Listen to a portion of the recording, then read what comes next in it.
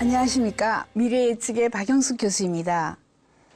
이번 시간에는 지구촌의 최대 과제인 기후변화와 해수면 상승에 대해서 알아보겠습니다.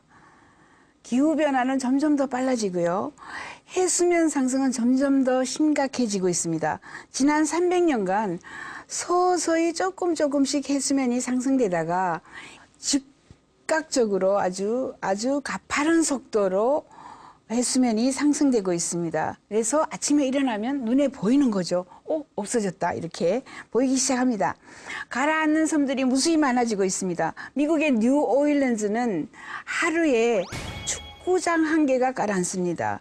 이렇게 우리나라에도 이제 예외가 없이 가라앉는 곳이 많이 생겨나고 있고요. 대만은 2032년이 되면 18.32% 정도가 가라앉는다고 합니다. 대만만 그런 게 아니겠죠. 그렇게 해서 기후변화의 심각성을 살펴보겠습니다.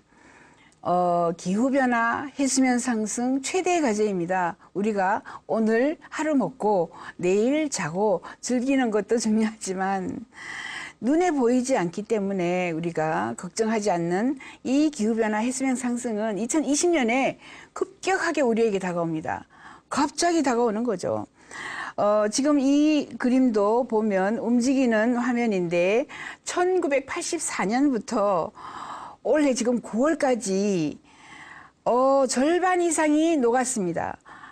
절반 이상이 지금 현재 빙하가 녹아서 빙하가 녹으면 이렇게 높이 올라있던 빙하가 녹으면 해수면이죠. 물속으로 바다에 그 녹은 빙하가 물로 변해서 해수면을 상승시키죠. 그래서 저희가 완전히 얼음이 없는 여름이 오는 게 2050년이라고 합니다. 북극지방에 남극 극지방에 얼음이 전혀 없어져요. 모든 얼음이 다 녹아요. 2050년이 되면 여름에. 그것을 상상만 하면 좋은 점도 있긴 있겠죠. 좋은 점은 북극이든 남극이든 배가 돌아다니면서 우리가 관광지역으로, 지금은 북극에 얼음이 있어서 가지를 못하는데 관광지역이 늘어난다라는 게 있겠지만은 엄청난 피해가 옵니다. 그러니까 뭐 많이 해수면 상승이 높아져서 많이 높아질 경우에는 정말 우리가 지구촌의 대도시는 다 가라앉는다라고 이야기하는 이런 연구진들도 있습니다. 이것도 지금 움직이는 화면인데 보면 얼마나 빨리 가라앉는지 올해 3월 24일부터 9월 말까지 굉장히 많이 가라앉았습니다. 올해만 해도 빙하가 굉장히 많이 녹았습니다. 이 녹는 모습을 보면 가슴이 슴칫하죠. 이것도 역시 이 아이스 쉿이라고 그럽니다. 이제 아이스 얼음이 종이처럼 이렇게 뒤덮여 있다고 해서 이 아이스 쉿이 이제 60년 정도만 되면 뭐 거의 다 가라앉고 없어지고, 그죠? 얼음이 덮여 있는 곳이 다 녹으면 어떻게 되겠느냐 하면은 10피트 정도까지 우리가 올라갈 것이다. 해수면 상승이 올라갈 것이다. 이런 정도로 이야기합니다. 또 지구촌의 온도가 글로벌 템퍼러처라고 합니다. 지구촌의 온도가 2도씨 정도가 올라갔다라고 이미 이렇게 예측을 하고 있는데 3도씨, 4도씨, 5도씨가 올라가면 어떤 현상이 일어나는가? 자, 5도씨가 올라가면 대부분의 도시는 다 가라앉습니다. 5도씨는. 그 다음에 메이저 시티죠. 대부분의 도시가 해수면 상승으로 전부 바다 밑으로 물속으로 다 가라앉는다. 이게 5도씨입니다. 4도씨만 올라가도 대부분 우리가 수많은 멸종이 옵니다. 우리가 알고 있는 생물체, 생명체의 멸종이 굉장히 빠른 속도로 일어나서 상상할 수 없는 데미지가 오겠죠. 그 다음에 폭풍이라든가 쓰나미라든가 지진이라든가 굉장히 심해져서 4도씨만 올라가도 지금 지진이 7.8 리히트 지진계 7.8 이런 것들이 12.5 특히 많이 올라가면 18.3 이렇게 지진이 일어나게 되면 살아남을 수 있는 빌딩이 거의 없어진다. 4도씨가 올라갔을 때 이야기입니다. 이렇게 심각한 피해 또는 폐해가 우리에게 다가오고 있는 것이 바로 기후변화 또는 지구온난화입니다. 기후변화로 1950년도 이후에 자연재해 수가 급증했습니다. 아주 수직으로 지금 올라가고 있는 거죠. 1900년도에는 자연재해가 거의 없었어요. 보시다시피. 그런데 언제부터 2000년대부터 이렇게 자연재해가 지진도 계속 일어나고 태풍도 더 많이 오고 쓰나미도 더 많이 오고 자 이것은 2000년도는 거의 문제가 안 됩니다. 2030년 또는 2040년이 되어서 지구의 온도가 3도씨 4도씨까지 올라간다면 지진계 리히트가 7.8이 아니라 17.8이 될 수도 있다 이런 거죠. 무서운 현상이 일어나고요. 그리고 해수면이 상승하면 북극곰이 가장 먼저 이런 사진을 많이 보셨을 거예요. 그죠? 북극곰이 갈 데가 없습니다. 얼음이 없어서. 그래서 북극곰이 조그만 얼음 쪽지에 동동 떠다니는 거 그리고 이런 그림도 많이 보셨을 거예요. 미국에 자유의 여신상이 깔아앉아요. 라든가 파리의 에펠탑이 깔아앉아요. 많은 사람들이 그냥 동동 뜬다라는 거죠. 자, 이것은 가장 우리가 해수면 상승을 쉽게 볼 수 있는 곳이 베니스입니다. 이태리의 베니스요. 날씨가 그렇게 춥지 않기 때문에 그죠. 거의 이제 맨발로 사람들이 많이 다녀서 그렇지 언제든지 항상 물에 빠질 준비를 하고 가야 돼요. 갑자기 비가 와가지고 베니스의 광장이죠. 광장에 배를 타고 지나가고 있습니다. 지금 그죠. 여기에 베니스의 광장에서 수영하고 있습니다. 예, 자. 어디를 가나 보면 사람들이 비에 젖지 않게 또 물에 젖지 않으려고 장화를 신지 않고 그죠. 그러 다니기 위해서 요렇게 사람들이 물 위를 걸어 다니는 이런 통로를 또 만들어 놨어요. 저를 보면 재밌죠. 항상 깔아앉을 거기 때문에 미리 준비를 하고 있는 겁니다. 베니스를 보면은 자 지금 이게 레스토랑이거든요. 야외 레스토랑에 물이 차서 사람들이 앉아 있을 수가 없으니까 의자만 댕그라니 있는 거죠. 이런 장면 너무나 많습니다. 지금 현재 어디까지 엉덩이까지 지금 물이 차 있죠. 베니스의 광장에. 이런 현상은 자주 일어납니다. 베니스에서는 흔히 일어나는 일이고요. 누구나 다 준비를 하고 있고요. 그래서 결국 과학자들이 예측하기는 2012년도 지금 보이죠? 베니스의 광장이 사람들이 그냥 걸어 다닐 수 있게 광장이 물 위에 올라와 있지만 2020년도가 되면 베니스 광장은 당연하게 항상 물속으로 깔아앉습니다. 그리고 베니스의 1층 절반이 항상 깔아앉습니다. 1층까지 물이 다 찬다는 거죠. 계속 물에 잠겨 있으면은 건물이 또 피해가 옵니다. 그죠? 이런 식으로 2020년만 되어도 베니스는 아마 사람이 살 수 없는 도시가 되지 않을까 저희는 이렇게 예측을 하고 있습니다. 이거 런던에 여기 보시죠. 런던의 의사당이고 빅벤이라고 이게 시계 그죠? 시계도 보이죠? 가라앉았습니다. 이게 지금 홍수 때문에 그런데 자주 일어나는 일은 아니지만은 이것도 몇 년에 한 번씩은 이렇게 홍수가 오는 거죠.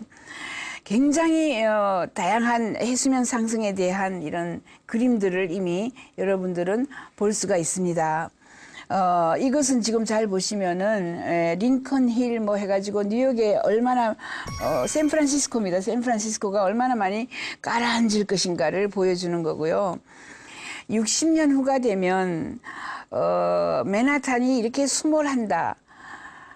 3m 정도 우리 사람의 키가 2m면 굉장히 큰데 3m에서 또 저지대는 80m까지 물이 찬다라고 이야기를 합니다. 여기 그림 보면 글자가 있어요. 그죠? 이게 맨하탄입니다. 맨하탄에 60년 후입니다.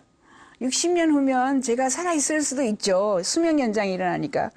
이렇게 다 가라앉는 도시들을 이미 우리는 예측을 합니다. 이게 뉴욕이죠. 뉴욕이 위쪽이 이제 뉴저지고요. 맨하탄 쪽은 다 가라앉았고요. 그뿐만 아니라 저지대가 굉장히 뭐 다 가라앉고 저 맨 밑에 좀 보면은 섬이 그죠 몇 개가 이렇게 보이는 정도입니다. 로스앤젤레스입니다. LA 한인들이 많이 살고 있는 데가 LAX 공항 부근에 또 사람들이 많이 살고 있어요. 코리아타운 쪽도 많이 가라앉습니다. 이렇게 자, LA 공항 쪽으로 Bay of LA죠. 그다음에 이 부근에는 거의 다 가라앉고 없어진다. 60년 후입니다. 60년 후. 자, 로스앤젤레스에 더 조금 크게 이렇게 저희가 보면은 XLAX라고 맨 밑에 있죠. 여기가 공항입니다. LA 공항 우리 자주 가보죠. LA 공항이 다 가라앉았어요. 그 위에까지 다 가라앉습니다. 이런 정도까지 이미 과학자들이 예측을 하고 있고, 샌디에고입니다. 샌디에고 이쪽에 왼쪽에 거의 다 가라앉았어요. Sea of 샌디에고. 거기 지금 현재 뭐 아름다운 집들, 부자들이 살고 있는 지역인데 가라앉아서 거의 보이지 않죠. 이거는 시애틀입니다. 미국의 시애틀. 뭐 왼쪽 끝에 이쪽에부터 거의 가라앉아서 그죠. 드문드문 여기저기 살아남은 땅이 보입니다. 60년 후 3m에서 80m까지 해수면이 상승한다라고 해서 이미 제프리 린이라는 과학자가, 이 사람은 자기 평생을 해수면 상승에 바쳤습니다. 이런 그림들을 그리고 다양한 이런 예측들을 하고 있는 사람이에요. 제프리 린이 예측한 60년 후에 LA, 샌프란시스코, 샌디에고를 지금 저희가 본 것입니다. 그뿐만 아니라 또 이런 맵도 나왔습니다. 샹하이가 왼쪽입니다. 지금이죠, 지금. before고 오른쪽이 after입니다. 그러니까 한 60년, 70년이 지나고 나면 샹하이가 이렇게 다 가라앉고 없어집니다. 샹하이. 그 다음에 홍콩입니다. 홍콩. 홍콩 왼쪽에 그래도 좀 보였죠. 홍콩 저 위쪽이 전부 다 가라앉았어요. 높은 곳만 있고 점이 섬처럼 그죠. 무수한 섬으로 변하는 거죠. 이렇게 이런 것은 지금 이거는 누가 지금 만들었냐면 데이빗 M. 바레다라는 이런 사람이 지금 43%의 중국인이 지금 가라앉을 것이다 이렇게 얘기했습니다. 그리고 60년 후에 이렇게 청도입니다. 여기가 지금 청도가 많이 가라앉고 저 위쪽이 다 가라앉았죠. 이 밑에 높은 고지대만 남고 가라앉았습니다. 광저우입니다. 광저우. 홍콩 광저우도 이렇게 왼쪽이 before, 오른쪽이 after입니다. 가라앉아요. 굉장히 심각한 거죠. 그래서 어차피 가라앉기 때문에 시스테딩 연구소, 제가 한국 대표입니다. 시스테딩 연구소가 생겼습니다. 시스테딩 인스티튜트라고 하고, 시스테딩 인스티튜트는 그러면 어차피 해수면이 상승하니까 해상 국가 또는 해상 도시를 만들자라고 이야기를 하고, 지금 주인이 없는 공해상에서 국가를 만들고 있습니다. 2020년, 2025년에 이사 들어가자. 또 지금 이거 보는 이 장면은 바로 몰디브입니다. 몰디브에 우리 신혼여행 많이 가는 이 몰디브는 이미 가라앉습니다. 제가 호주 정부에 있을 때 몰디브가 호주 정부에게 땅 좀 팔아라 라고 했습니다. 안 팔았습니다. 그 국가 안에 몰디브란 또 다른 국가가 있으면 어떻게 갈등이 많겠죠. 그래서 땅을 구입을 못하고 이 사람들은 지금 현재 35만 명이 살고 있는 이 사람들은, 국민들은 할 수 없이 해상도시를 디자인해서 해상도시를 만들기 위한 준비를 하고 있습니다. 이사 갈 데가 없어요. 받아주는 데가 없어요. 그래서 지금 현재 해수면이 거의 1m 정도 올라갈 것이다 라고 IPCC에서 지금 예측을 해서 그 이전에 빨리 이주를 해야 되는데 이주할 데가 없습니다. 그리고 또 해상국가 안에서는 이렇게 아름다운 뭐 다양한 기술로 우리가 행복하게 살 수 있다 라고 국민들을 위로하는 거죠. 국민들을 위로하는 이런 상황입니다. 이게 바로 몰디브가 정부가 디자인한 해상 도시의 모습입니다. 지구촌에 사라지는 섬들이 굉장히 많습니다. 주로 뭐 마케도니아하고 그 태평양에 있는 많은 섬들이 사라지는데 그 중에 11개 섬이 정말 위험합니다. 11개 섬. 세이셸스라고 10년 후에 이제 수몰 가능하다. 이 10년 아닙니다. 몰디브가 바로 여기 있고요. 그 다음에 키리바티도 굉장히 빨리 거의 땅이 둥글다가 이제 요렇게 그죠? 쭉 남아 있습니다. 요것만 남아 있는 이런 땅으로 변했습니다. 키리바티 섬이고요. 그다음에 솔로몬 제도 들어봤죠? 솔로몬 아일랜드도 거의 뭐 깔아앉고 있고요. 투발루는 뭐 90 몇 프로가 깔아앉았어요. 투발루. 그다음에 토레스 스트레이트 아일랜드고 이것도 깔아앉는 도시고요. 그다음에 카틀렛 아일랜드도 깔아앉는 섬이고 태과라는 섬도 지금 깔아앉고 있고요. 팔라우라는 섬도 깔아앉고 있습니다. 마샬 군도 들어봤죠? 마샬 군도의 섬들도 그냥 지금 깔아앉고 있습니다. 대만 정부가 2007년도에 IPCC에다가 의뢰를 하여서 재정 지원까지 해서 대만이 너무 많이 깔았는다. 어떻게 하면 좋겠느냐. 예측을 한번 해보자 해서 2007년도에 예측한 건데 2027년도 10년 후가 되면 이렇게 많이 왼쪽 부분에 깔아앉죠. 11% 정도 깔아앉고 2032년이 되면요. 18.32%가 깔아앉는다. 이런 이야기가 있습니다. 그런데 대만만 누가 콱 눌러가지고 대만만 깔아앉게 할 수가 없어요.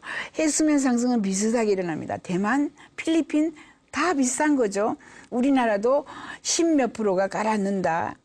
이거 바로 지금 10몇 년밖에 안 남았습니다. 그죠? 이거는 100년 후에 런던, 영국 이런 정도가 이렇게 깔아앉습니다. 네덜란드도 거의 다 100년 후 투발루 그죠? 거의 조금밖에 안 남았다라는 거고 깔아앉는 맨하탄입니다. 잘 보시면 맨하탄이 이렇게 많이 깔아앉습니다.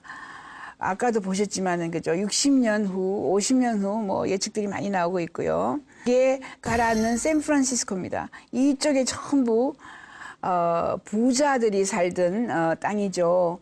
부자들이 특히 바닷가가 좋다고 돈을 많이 주고 사는 이런 땅들은 대부분 가라앉는다라고 보시면 되고 고지대에 여러분은 땅을 사야 됩니다. 고지대에. 방글라데시는 매년 홍수가 옵니다. 그게 홍수가 아니고 자, 비만 오면 바다보다 그죠?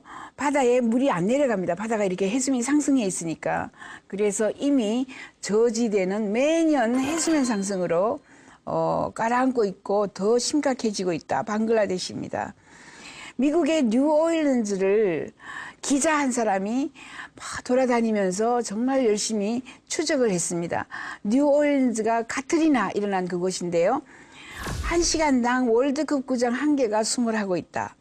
왜냐하면 사람들이 눈에 안 보이니까 상상은 안 하지만은 저 해수면 상승으로 농작물을 굉장히 많이 수확하던 지역이라고 합니다. 이제 쓸 수가 없어요. 물이 들어와서. 그죠? 이렇게 이 속도를 보면 매 시간당 축구장 1개가 깔아앉는 속도를 보면 뉴욕의 센트럴 파크가 깔아앉는 데는 한 달 내에 한 달 걸리고요. 맨하탄 전체가 깔아앉는 것은 1.5년이 걸리고요. 브루클린까지 다 깔아앉는 데는 4년이 걸린다. 이런 것들을 정말 우리가 이미 상상을 해야 되고 요것을 존 베리 기자가 추적을 했습니다. 몇십 년 동안 추적을 해서 기후변화에 대한 대안을 이야기를 하고 있고 누구에게 고소를 했느냐 하면 한전 같은 대량 생산을 하는 그죠? CO2를 대량 생산을 하는 이런 곳도 석유회사를 전부 고소를 했습니다. 이 사람이 존 베리 기자가. 그 고소 액수가 12조, 13조 정도가 됩니다. 지금도 계속해서 논쟁을 벌이고 있어요. 법정에서. 저희는 이런 예측을 합니다. 2060년 기후변화로 상당한 국가가 소멸할 것이라고 보고요. 그리고 한 100년 후가 되면 어떻게 될 것인가. 절반 정도가 침몰할 수도 있고 1000년 정도가 되면 어떻게 변할 것인가. 이런 예측도 한번 해봅니다. 이게 시나리오이기 때문에 반드시 이렇게 된다라는 것은 아니죠. 그러나 예측에 한 부류가 이런 예측을 하고 있습니다. 중국이 굉장히 힘들어진다라고 저희는 예측을 해요. 왜냐하면 몽고가 독립하고요. 티벳이 독립하고 만주가 독립을 해요. 그러면 중국은 노스 차이나, 사우스 차이나에서 북 차이나, 남 차이나 이렇게 중국, 북중국, 남중국 이렇게 중간에 남아있죠. 여기가 샹하이 지역, 베이징도 못 가서 여기 요 지역만 중국입니다. 소련 또는 러시아를 보면은 시베리아가 독립을 했어요. 그래서 Far East Republic에서 이게 러시아입니다. 이렇게 지금 국가들이 굉장히 그죠? 수백 년이 지나면 바뀔 것이다. 한국은 당연히 통일을 했습니다. 수백 년이 지났기 때문에. 더저랜드라고, 이거는 사라진, 자, 영국, 사실은 영국만한 토지가, 땅이 있었습니다. 바로 영국 옆에. 그거를 다저랜드라고 합니다. 그게 가라앉았어요, 지금 현재. 가라앉았습니다. 그게 바로 거의 뭐 10,000년 전이다, 우리는 이렇게 봐요. 10,000년 전, 또는 18,000년 전이나 아니면 5,500년 전 그 사이에 서서히 가라앉았을 것이다. 영국보다 훨씬 더 큰 땅이 이미 해수면 상승으로 가라앉았다라는 거고, 그 사라진 땅을 다저랜드라 그러고, 다저랜드를 이미 그 수천만 명이 살았겠죠. 그런 사람들이 15년 동안 이 한 사람이 집중적으로 추적을 해서 다저랜드를 찾아낸 겁니다. 이미 그 옛날에도 해수면 상승이 일어나서 바닷속에 깔아앉는 나라들이 많이 있었다, 이런 이야기죠. 해수면 상승이 일어나면 우리 다 같이 그러면 뭐 죽고 말 것인가가 아니죠. 우리는 대안을 냅니다. 그럼 어떻게 준비를 할 것인가, 이런 대안들을 내고, 그 중에 한 가지에는 뉴저지, 맨하탄과 뉴저지 사이에 매도랜드라는 이런 프로젝트가 있어서 2천억, 3천억 되는 이런 프로젝트인데, 우선은 물이 들어오면 물을 어떻게 서서히 들어오게 하고, 물을 막고, 물이 급격하게 도시로 들어가서 폐해를 주거나, 그죠, 쓰나미처럼 밀려가지 않게 물을 저장을 했다가 서서히 빼내는 이런 기술들을 개발을 한 겁니다. 그림에 보면, 자, 아파트가, 그죠, 이 4층짜리, 5층짜리 아파트가 쭉 보이죠. 이 아파트는 특수 아파트입니다. 물이 들어오면, 1층에 물이 들어오면 아파트가 봉 뜨면서 방어벽을 만듭니다. 아파트들이 다 붙어요. 지금 현재 약간 이렇게 있던 것이 다 붙어가지고 물이 못 들어오게 방어벽을 치는 겁니다. 그래서 바다에서 물이 못 들어오게. 그래서 아파트 역할도 하면서 방파제 역할도 하는 이런 기술을 또 개발을 했고요. 이 매도랜드 프로젝트가 뉴욕 정부, 맨하탄 정부에서 돈을 어느 정도 지원을 받았느냐 하면은 1,500만 불 정도. 근데 실제로 이 회사이기 때문에 1,500만이 아니라 자기들 예산까지 다 합쳐서 지금 뭐 굉장히 4천만 불 뭐 이런 정도로 지금 쓰고 있다고 그래요.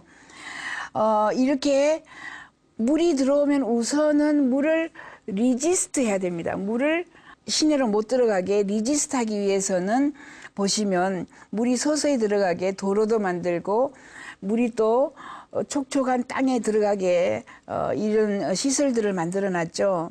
그 다음에 딜레이를 시켜야 됩니다. 그죠? 물을 저항해서 빼내거나 아니면은 물이 천천히 도심으로 들어가도록 할 수 있는 딜레이 지역이 있고요. 그 다음에 여기까지만 들어가고, 요 다음에는 완전히 뭐 맨하탄의 아파트 지역이니까 물을 여기서 저장해야 되겠다 해서 스토어, 물을 저장하는 그 공간 기술들이 여기에 다 들어가 있습니다.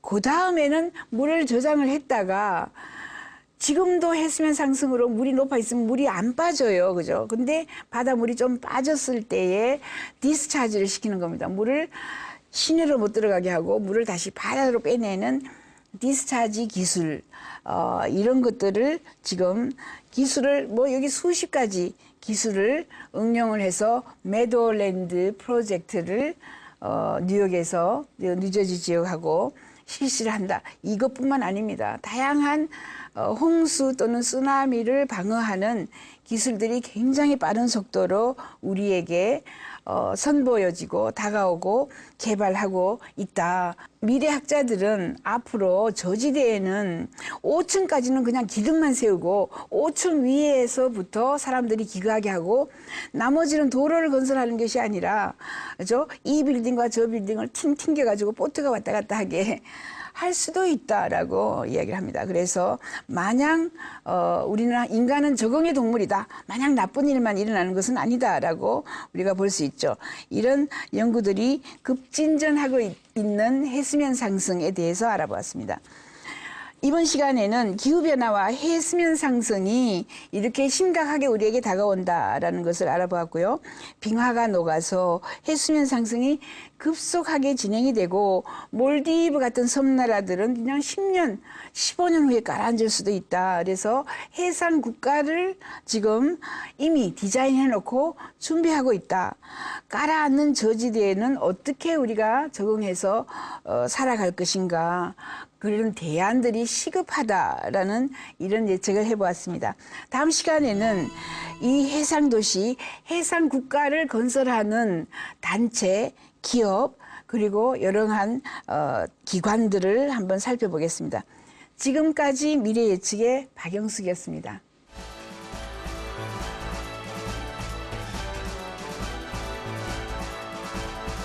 많은 사람들이 지금 다양하게 바다에다가 이렇게 집을 짓습니다. 해상도시, 해상국가에 대한 연구들은 지난 거의 100년 동안 시작이 되었다라고 볼 수 있어요. 유럽은 이제 어차피 가라앉으니까 피살리아라는 것을 만들고 있고요. 거기는 한 5만 명이 탈 수 있습니다. 이게 처음에는 해상 도시를 만들어서 사람들에게 도시에 이주해 오세요라고 했는데